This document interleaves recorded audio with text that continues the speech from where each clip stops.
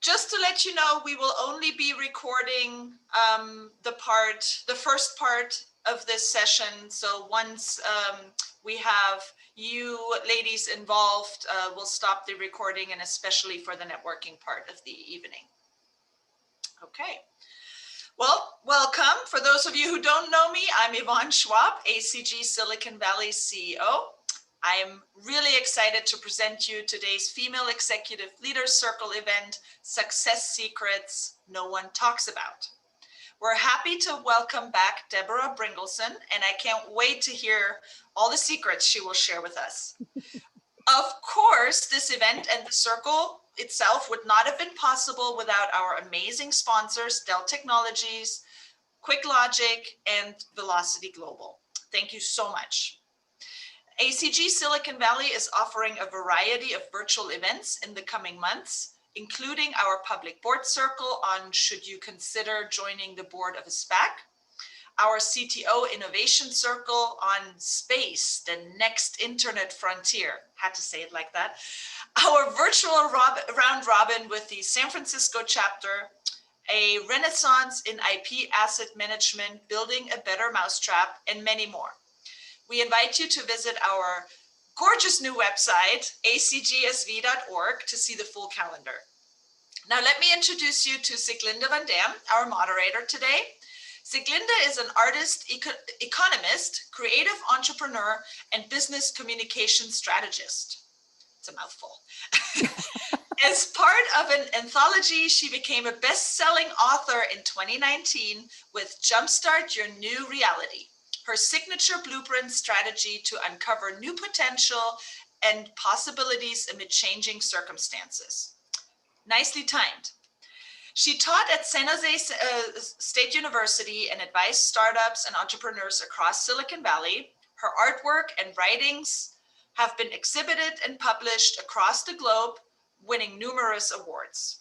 Now, without further ado, here is Sieglinde. Thank you so much, Yvonne. And now I get the more pleasurable introduction, because I can introduce you tonight to my personal mentor and friend, Deberah Bringelson. And you know what? I could spend an entire hour reading her bio, so I'm not going to do that. But what amazes me about this woman is that she had a lengthy Silicon Valley career and made it to the top before women were championed into boardrooms and leadership positions as they are right now. So let me just share a few bio highlights with you. She was named 3 times most influential woman in business in Silicon Valley. She was honored by the US Congress for her body of work. She was honored by the state of California, Senate and Assembly. She got awarded the Steel of the Year Award, and we're going to talk about that because that is one juicy story. She was inducted in the Silicon Valley Women's Hall of Fame. And right now in 2021, she was named part of the 150 women B2B thought leaders you should follow in 2021. And she was also named one of the top 50 global business strategy thought leader and influencers for 2021. Please welcome with me, Deberah Bringelson. Thank you so much, Sieglinde. That was really sweet. Thank you. I'm excited to be here with all of you. Yes, and you know, you are a business icon, but that's not where you started your career, did you? No, I actually started my career in politics. I worked for Congress for a while. I worked with a couple of presidents and kind of fell into the business world based on that experience. And part of what I want to talk about today is how we as women empower ourselves, because, you know, a lot of guys won't admit this, but being a woman in business, a woman in the high-powered world, it's harder. First of all, we have to wear heels, or many of us do. I know Sieglinde does, but there are things that we don't think about a lot of times that make it more difficult for us, ways we inherently react as women to things, and also the ways that we are supported in the world by other women and by men. And I think that one of the things that's really important right now is to feel empowered to live our biggest, most expressive, successful life, and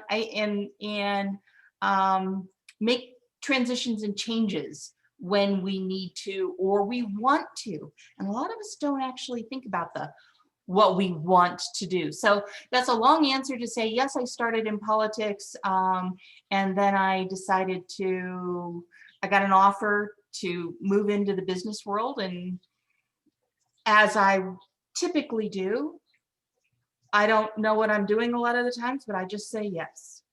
That's what I did. Okay, I don't believe that you most of the time don't know what you're doing, but okay.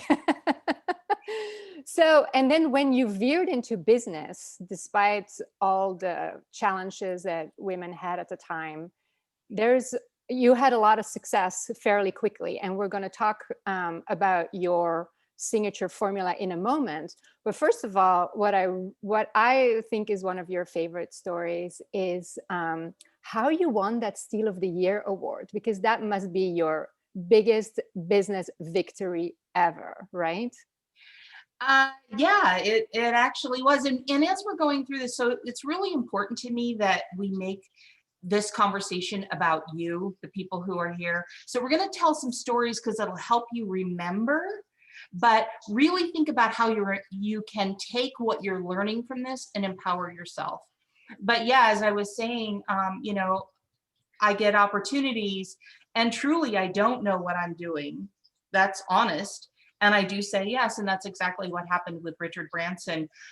Gavin Newsom called one day and said, Richard Branson is starting a new domestic airline, and there are 6 cities, actually 1 region, which was Silicon Valley, in the mix for the new headquarters. And I want you to lead the effort to do it. It's a 1-month project. It'll be over in 30 days, which actually was 90 days, or not 9 months later. That 30 days stretched into 9 months. But I'd never done, this was kind of an economic development thing. I'd never done anything like that. And I said, yeah, sure, I'll do it. What I didn't know at the time, I didn't know it until 9 months later after the deal had closed. And I guess I revealed the secret that it did close and we won the deal.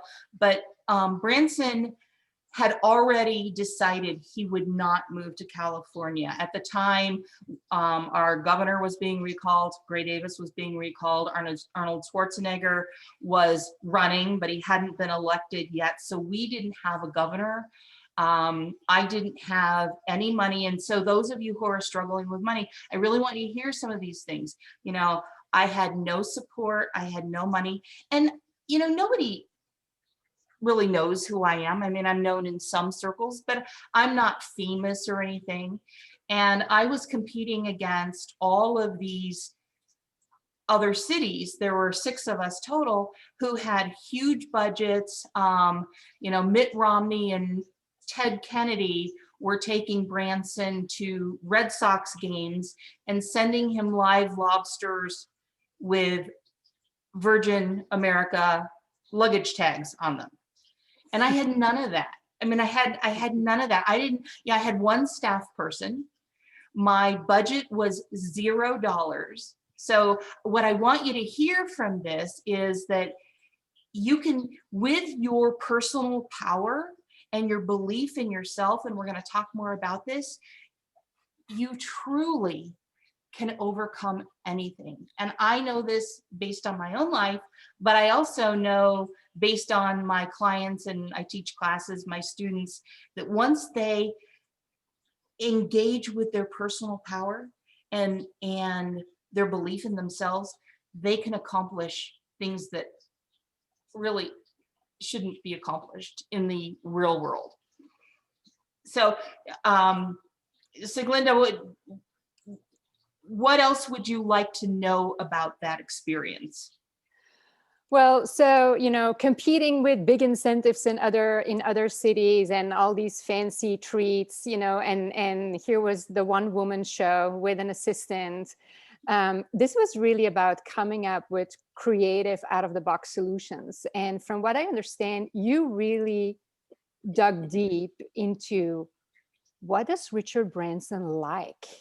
I did. What lights his fire? Not necessarily what makes his business grow, although that's part of it, but who is he as a person? And this is sort of typical for your approach to business, right? The people and yeah, do you want to elaborate on that? Well, one of the things I know based on my business experience is that most people, when they're marketing or when they're trying to, bring in a new client or whatever, they always talk about themselves. They always talk about, their fonts and their colors and, my opt-in pages are better than anybody else's. And nobody cares about that. I always say to my clients, who's the number one person that everybody wants to talk about? Themselves. They all want to talk about themselves.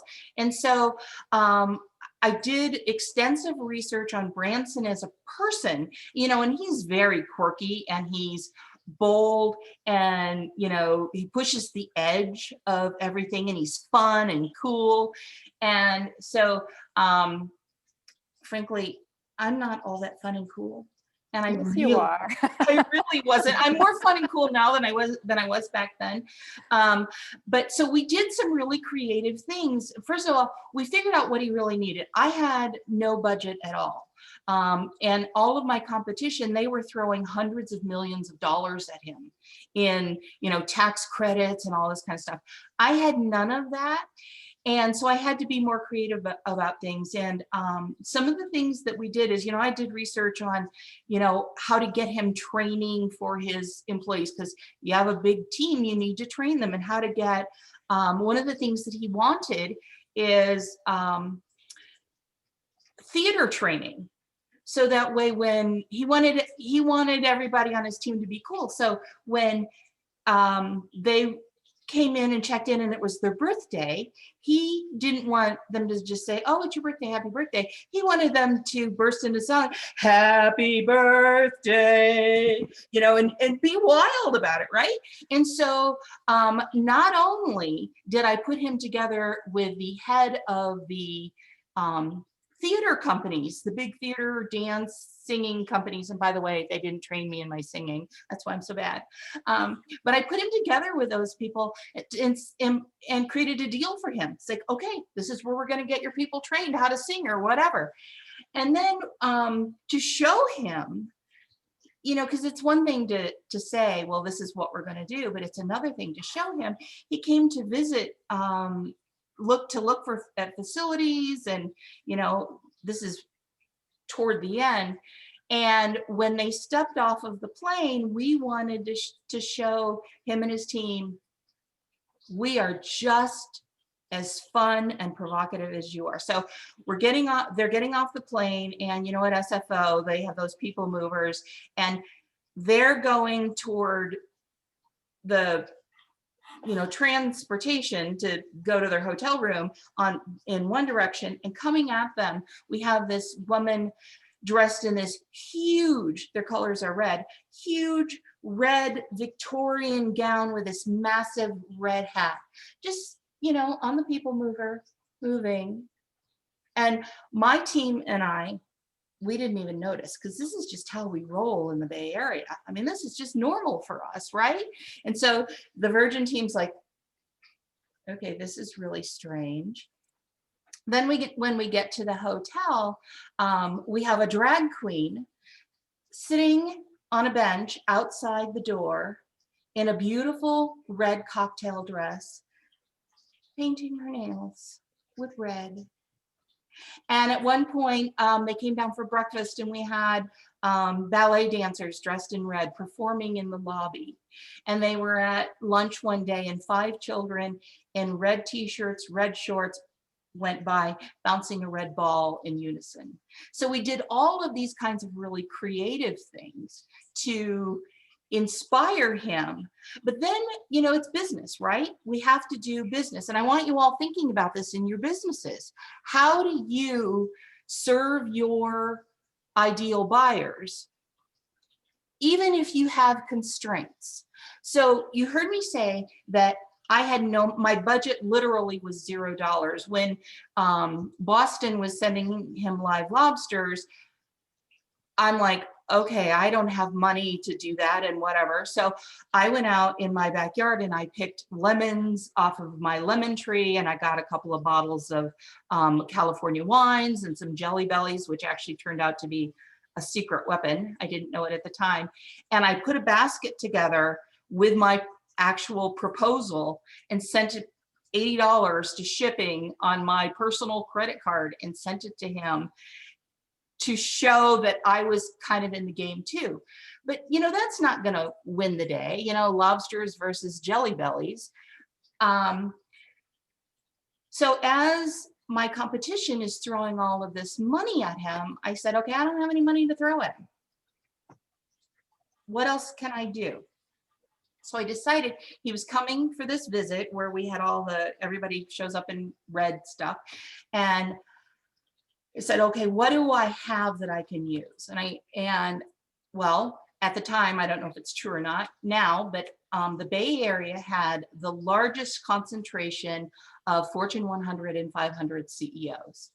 And I said, hey, we should have a party with all these Fortune 100 and 500 CEOs. Great idea. He's going to be there in a few days. I have no venue. I have no money for catering. I don't, I know who the Fortune 100 and 500 CEOs are, but they don't know me. I don't have their contact information. So what am I going to do?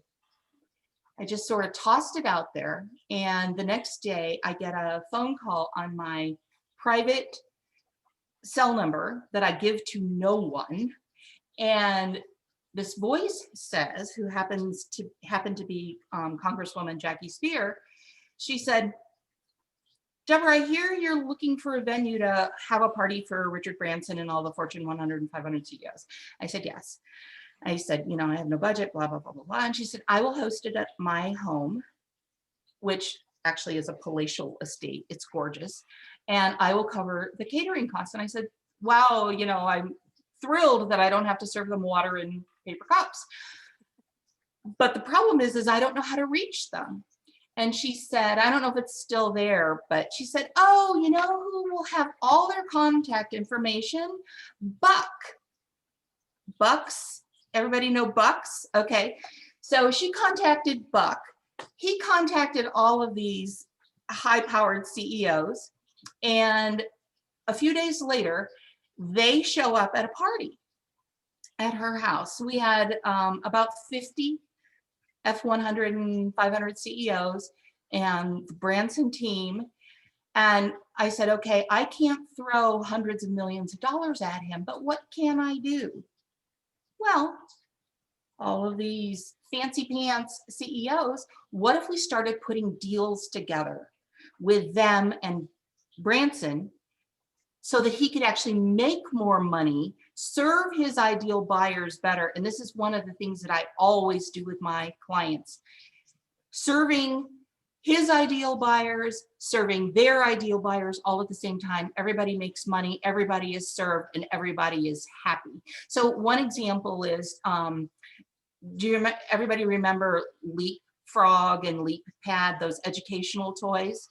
So one of the things we did is we put a deal together with that company so that every seat back would have one of their devices in the pocket. So if you're on with your kids, they've got something to do that's entertaining and educational, and it was a deal.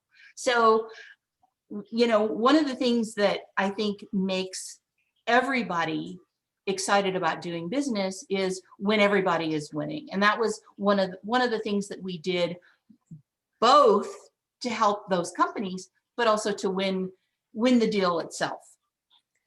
I love this story so much. And the other day I was reading a quote and it said, either you make it happen or you make excuses. And this is like the perfect example that you could have figured out all kinds of excuses because you had a ton of limitations.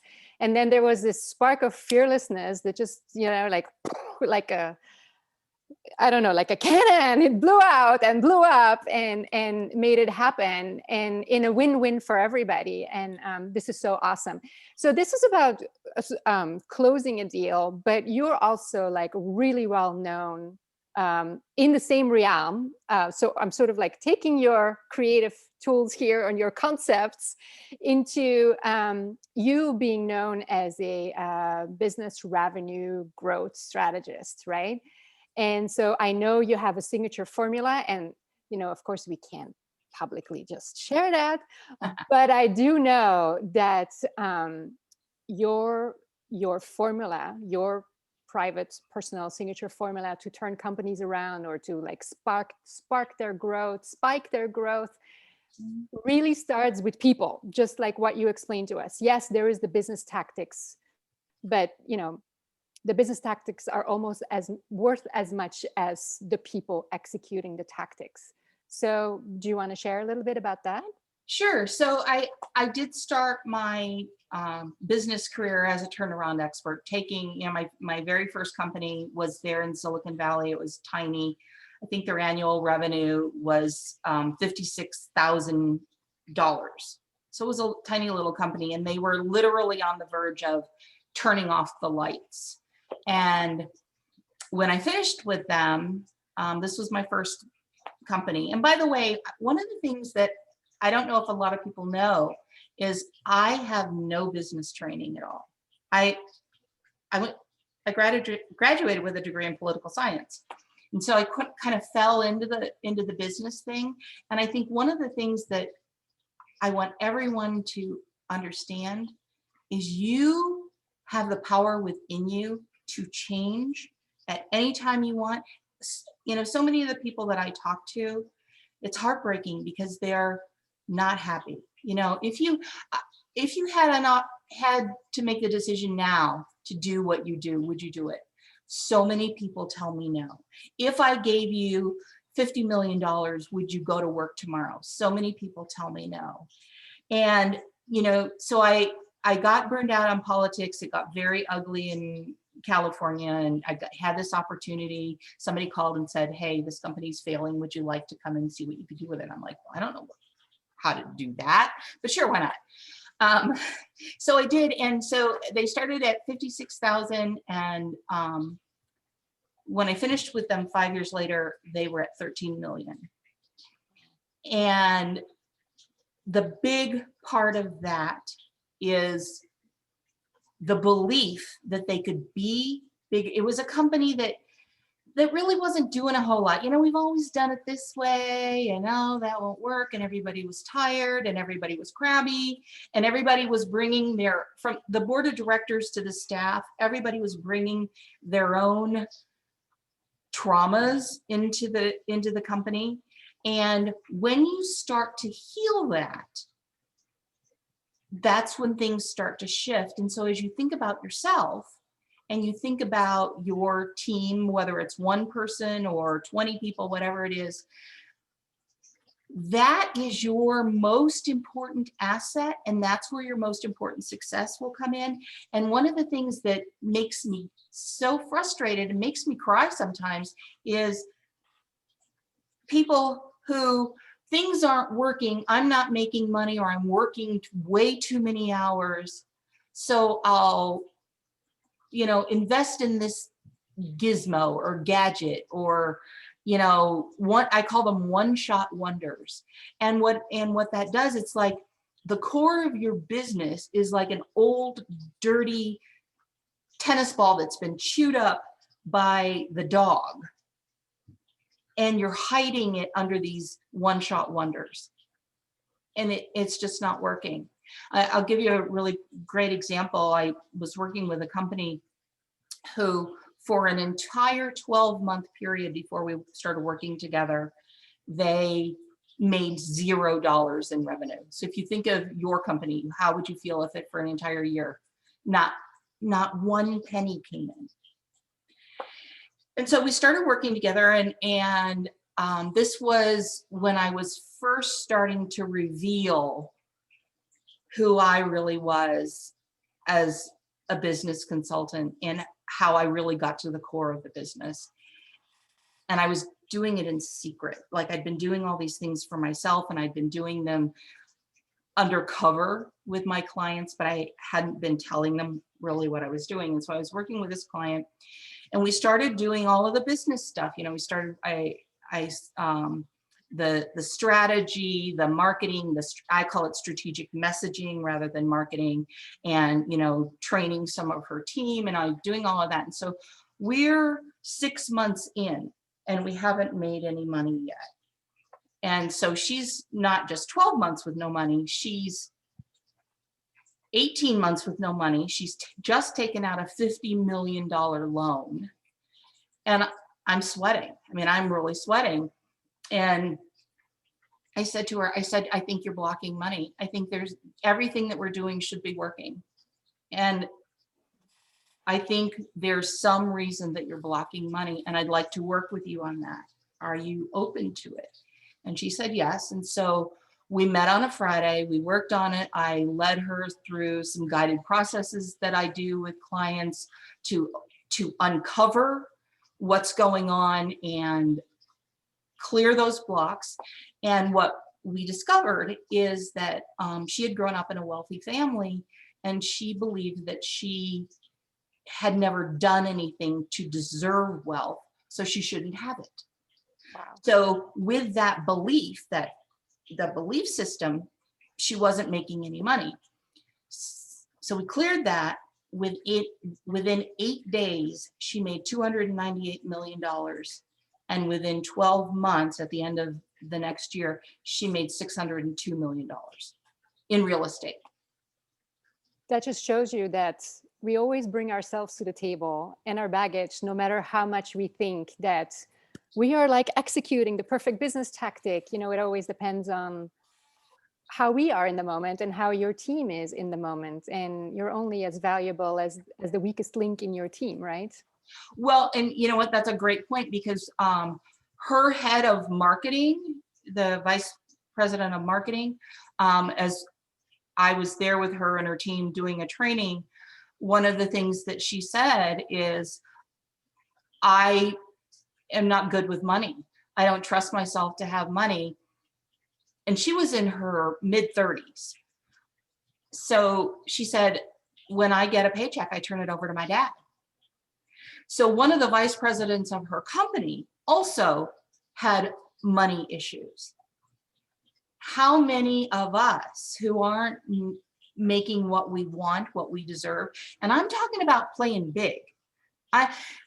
What I didn't tell you is this woman, in her previous year in business, she'd made $17 million and felt really good about it. She was happy, you know, like if she'd made $17 million in the next year or more, she would have been happy, right? But we got to play big.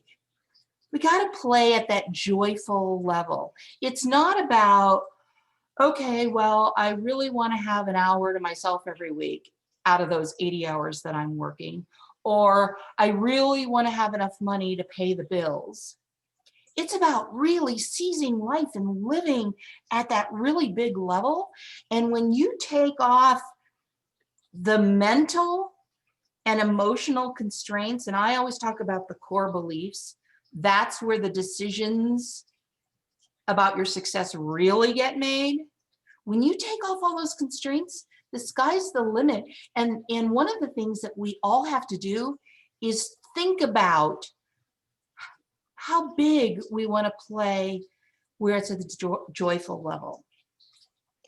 Yeah, and speaking of the sky's the limit, I want to intercept you for a moment and say that you created all this success and all this growth for yourself in your life, in your career, and these other businesses while being a single mom. And because we are here in the female executive leadership team circle, I think it's there may be other women here who, well, I identify with that, but there may be other women here too who identify with that. So. Yeah, and you know, it's different now to some extent. When I was building my career, it's really funny because a couple of years ago, I was working with a colleague who said, we were scheduling a meeting with a bunch of people, and he said, oh, well, I can't do it at 7 a.m. because I always spend that time feeding my daughter, his like 2-year-old, at that time of day. And everybody was like, oh, you're such a good dad. And I'm like, what? You know, I was 100% devoted to my daughter, as I'm sure all of you are to your kids.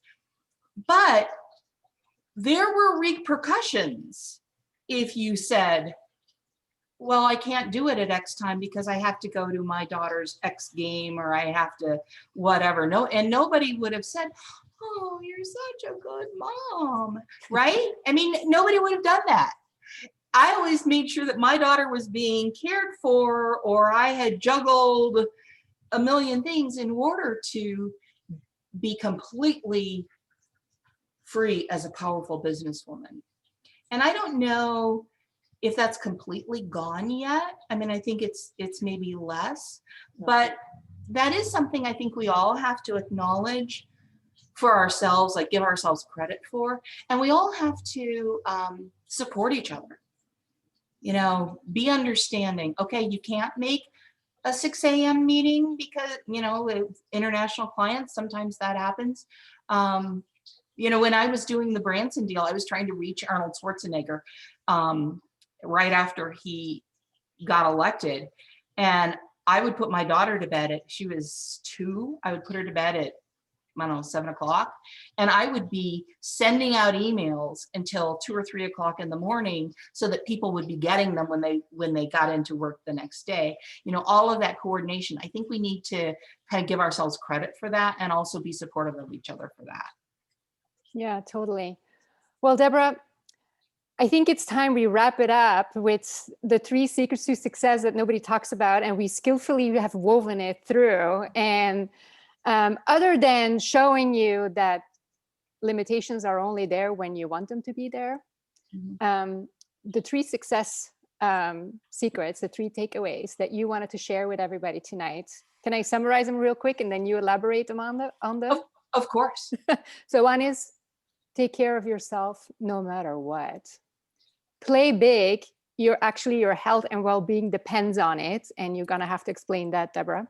And number 3 is expect your success and your fulfillment with excitement. Yeah. So the first thing really is, and this is going to sound really crazy, and you're going to go, well, this woman is insane. But I will tell you, the list of successes that I've had and my clients have had, this is really key. Love yourself. You know, one of the things that I ask people to do is look in the mirror every day, look deeply in, you know, get your face in the mirror, looking deeply into your eyes and say, I profoundly and deeply love you. Because one of the things that causes us to play small, to not take risks, to not say yes to those opportunities. I mean, you know, I was insane to say yes to that, you know, business opportunity where I started my business career. I'd never done anything like that. I didn't go to business school. I was insane. The media attention that was around this whole deal with Branson, I was insane to say yes. And if you don't have the confidence in yourself and the love, and so many of us, and I'm not, you know, blaming our parents or anything, but our culture, our schools, our religions, and our families have criticized us a lot.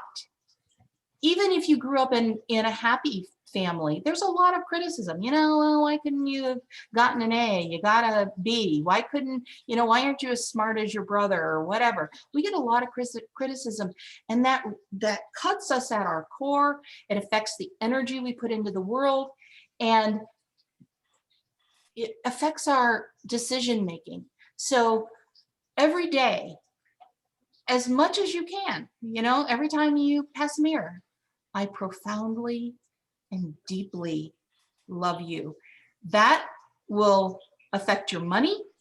It'll affect the cells of your body. Your cells are listening. And if you don't believe me, there's a lot of science about this. It's not woo-woo stuff that I've made up.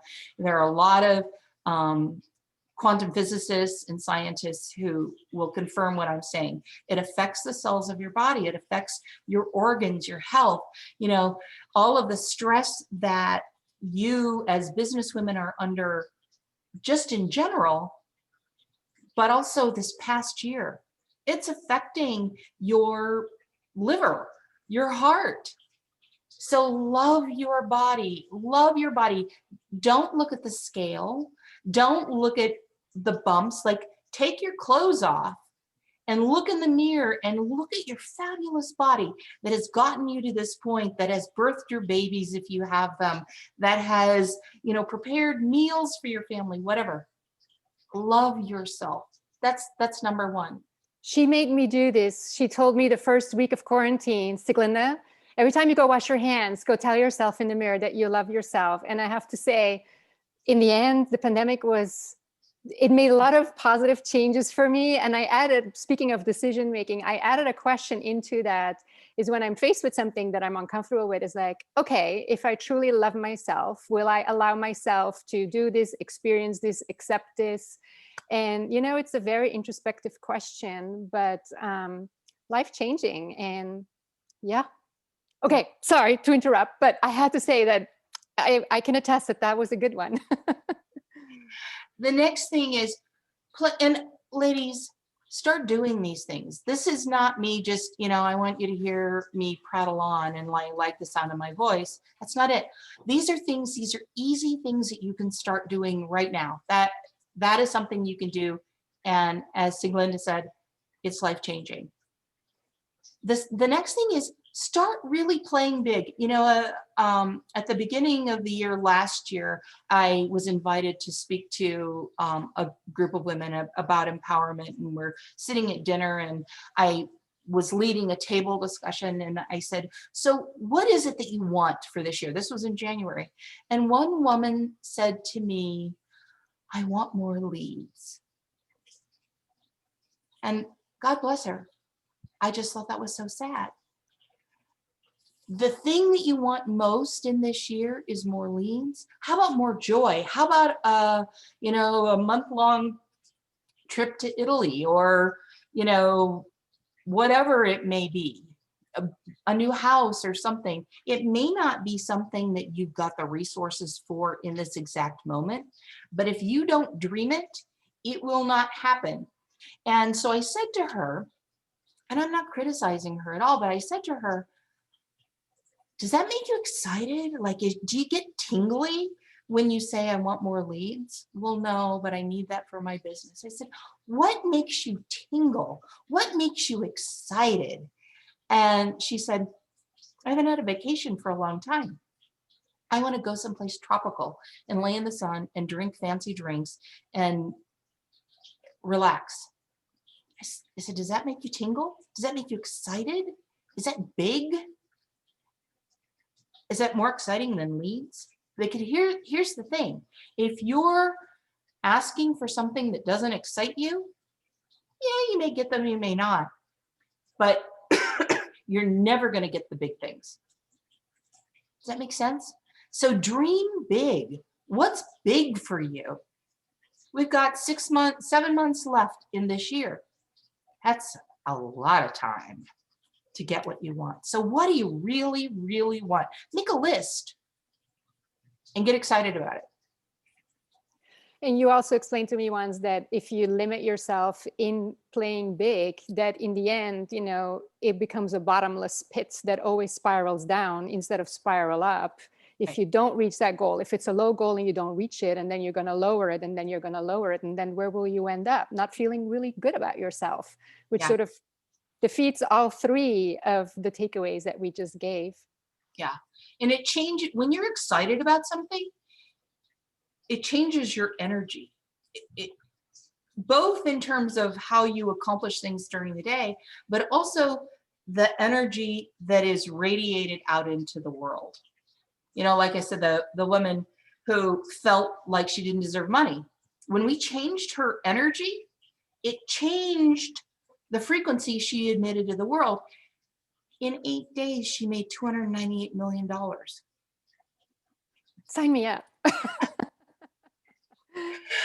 Yes. So, I'm sorry, go ahead. yeah, is there one more thing you would like to say? But because I think we're like wrapping up Okay. on time to give people a chance to ask you a question. But if there's like one final takeaway or something that you want to share, please do. Expect the win. You get what you expect. So like if somebody says to me, do you think you're going to close that deal? If I'm like, oh, well, I'm not expecting the win. I mean, absolutely. I didn't know it until the end. I didn't tell you this. Branson had said, I'm not coming to California because of the huge mess that it's in. I won't get into the details because we don't have time. But at the end, his team told me we were a hard no to go to California. You were only in the mix because we wanted more money from the other people, the other places. I expected the win. I expected to win that. If I'd gone in with, well, I don't have any money and, I don't have a governor and I've got all these other troubles, I wouldn't have won. Expect the win because it keeps your energy up. It's more fun. Okay, I'm sorry. Questions? And then there was silence. Oh my goodness. I just want more stories. Just keep going. Oh no. They're great. I have them, but I don't think we have time. Anyone else? No questions? Okay, then Yvonne, then we're turning it back over to you. Can I ask a question? Go. Did you get something out of this that you think you can use starting today? I was just about to say that. Love yourself and expect the win. Those were my two big takeaways because I honestly the love yourself part is a big one for me. And I sometimes do that when I'm having a really tough day. I do go by the mirror and say, you got this, you can do this, you will get through this. So it's similar, but I got to do that whole love routine as well, because if you don't love yourself, how else are you going to share your love? And then the expect the win. Absolutely. If you don't exude that confidence that you got this, how are you going to sell that? People aren't going to do business with you if you're wishy-washy or if you're not confident. So thank you. I appreciate that. Anybody else want to share what Ellen, I'm calling you out. Sorry. The thought I had is just to just remind yourself monthly or write it down. I've been an entrepreneur most of my career and, have had all sorts of roller coasters throughout the time and I feel like I'm I'm not quite at 268 million or whatever the heck you said in 88 days, but I've had, I've had some highs and I've had some really deep lows and they keep coming. And I got to say at the beginning of COVID, I was like, okay, well, time to close shop. I just didn't see anything but gray skies on March 13th. But then that wasn't a very nice idea. So I got a dog and I started exercising, who doesn't let me ever have a day off. And I just said, stay the course, stay the course, stay the course, stay the course. And it got better and met Yvonne and a lot is going on now for us. And had I given up, I would have never seen this. And you have to keep reminding yourself, and that just, and I'm going to have more lows again. I'm not, it's not the end of the day. Don't speak that. Don't speak that to the world. Well, it just is. It's an acceptance of the roller coaster, but also the acceptance that if there's a low, there has to be a high.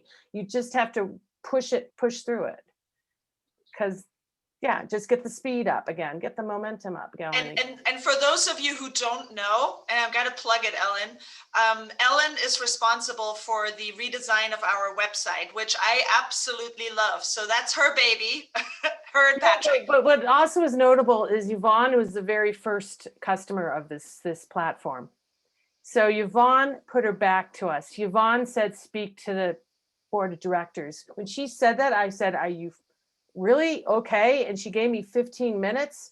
I didn't know who these people were. And we just went. Now, was I prepared? Yeah, I was very prepared. But my point is you need someone to believe in you and you got to keep going. And it's hard to stop momentum. But when it does take a dip, push through because the momentum will pick up again. And then it's hard to stop momentum again. And now we have momentum. Thanks to Yvonne. So she's getting me teary-eyed. Thank you for the plug, but she's making me kind of teary-eyed on it.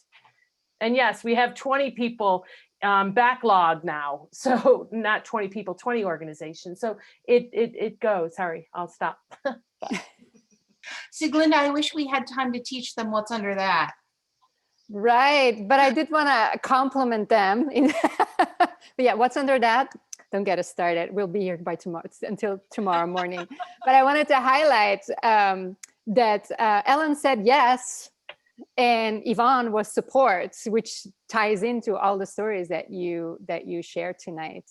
Yeah, and I see more people coming on camera. Do other people want to share their Amanda? Yeah, thank you guys. This has been so fun and inspiring and such positive energy. I love it. Thank you so much. Okay, so my question that goes back to what you had at the beginning of the conversation, sort of about sort of young kids. So I'm a mom of 2 young kids, 3 and 1-year-old. And during COVID, like our work kind of like invaded our house. So like, you know, working from home, I didn't have a choice of keeping that separation, or at least I didn't do a good job of it. And I wasn't shy of it either. I was proud of it. But I'm really curious, though, the comment you made around sort of the differences there of like, is it in the end sort of like a negative to sort of let sort of the kid world kind of be visible? Well, you know, I think it, first of all, it depends on your clients. Like my clients are always, you know, CEOs of big companies, and their tolerance for that is less. Yeah. So, but you know, if you, who are your clients? Well, I mean, it's a mix. So I work with startups. So I work at a big publicly traded company. So it's internal kind of stakeholders and it's external stakeholders. I work with a lot of startups. Mm-hmm. But I do see that like as like, you know, your sort of peers or your friends, maybe they're supportive because they've been through it, but sort of people you don't know as well, they're less interested in sort of those like family dynamics, even if they have them of their own. Yeah. Yeah, especially if they're like a client and they're paying you for your time and your time is taken up by parenting or whatever, that can be a dynamic that's really difficult. You know, just some tips that I used, even when my daughter was really young, we would have conversations about, we're a team, you know, because I was a single parent and we're a team and we have to support each other and help each other. And I would do it at her, you know, level. And I would say, okay, mommy's going to be in her office now, because my clients, a lot of them, I've been doing Zoom forever, even before COVID. And, you know, mommy's going to be in the office and you need to, and I would figure out an activity or something for her for a certain amount of time. And it worked really well. And one of the things I will tell you is all of these things that I teach my clients, and as I said, I also teach classes, my students, my daughter has learned them, and she kicks ass when it comes to creating her life and getting, she's going to be 19 next month. And she is just magical at creating her pretty much stress-free life. So teach your kids young. Let them be bored too. Yes. They can figure it out. That was the best advice I got from my stepmom, who's a neurolinguist. And she said, Siglina, stop entertaining your kids. Let them be bored. They'll be more creative later on. And both my kids are hyper creative. It's amazing. Great. Love it. Anybody else? Any other questions? Let's see. Okay. I just want to echo everybody's comments. The wisdom is the voice of experience. All those wonderful tips, and I wrote all of them. And yes, I think I know I've experienced many of these, but the degree that the effervescence that you expressed it in, of course, the moderator, the help, that really makes a nice facilitation of bringing out these pearls of wisdom. And you can never revisit these enough, ever. And you're a great inspiration because of your spirit that goes along with the wisdom. Thank you so much. That's And I would add, You're breaking up, I Ellen. mean, your stories are very, I'd say the authenticity of your stories too. Can you hear me? Oh, sorry. Yeah, they're very, very, very inspiring. It wasn't because of, again, the passion that you bring to it and the realness of in your candor and the Branson story. I spent 7 years pursuing them. And you went right to the bullseye. Finally, I mean, I could go on and on. There were many things I identified with, and Jackie Spears is one of my favorites. I just, what can I say? I just really enjoyed listening a lot. Well, thank you so much. Thank you. And I know Carol sent everyone who registered a little gift from me about the 3 fatal success blocks. And the biggest success block you'll find in there's one of my guided processes to help you work through that. It's the #1 success block, whether it's your health or your money or whatever. It's at the root of most things. There's a guided process in there. You can download it into your iPod or your phone or whatever and listen to it to help you clear that away. Wonderful. And Well, I think just a quick question: where are you now? Maybe I apologize. I haven't had a chance to read my package, but are you in the Bay Area? Where are you calling from? I'm in Colorado now. Oh, Colorado. Yeah. We're in Colorado. This is being recorded, so I'd really rather not say. If it was just us girls, Ellen, you and her connect. Ellen is in Colorado as well, so. okay. Okay, great. That's why. Well, yeah. I think on that note, I truly appreciate your wisdom, Deborah, and you know, we'll find a way to have you back on. And Sieglinde, thank you so much for keeping us on track and keeping us involved. And thank you, very much appreciated. So we'll end the recording now.